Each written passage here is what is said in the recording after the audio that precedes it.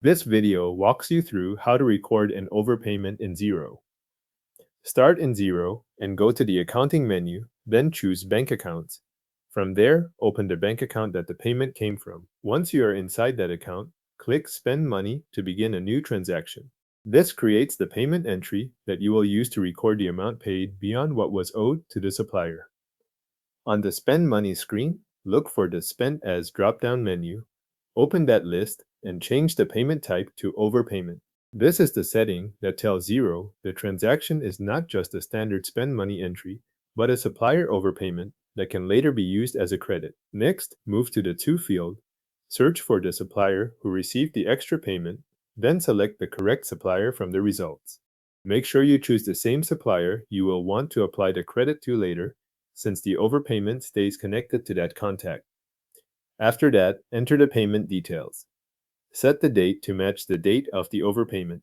If you want to add a reference, enter it here so the transaction is easier to identify later in the account history or when reviewing supplier activity. Then confirm the currency shown on the transaction.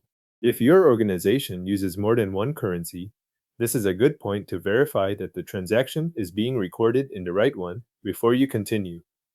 Now enter the amount that was overpaid. In the amount column, type only the overpaid portion that should be recorded as a credit for the supplier.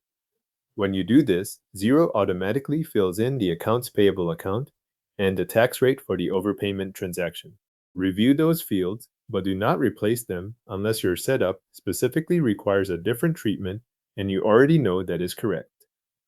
Once the amount and details are in place, save the transaction.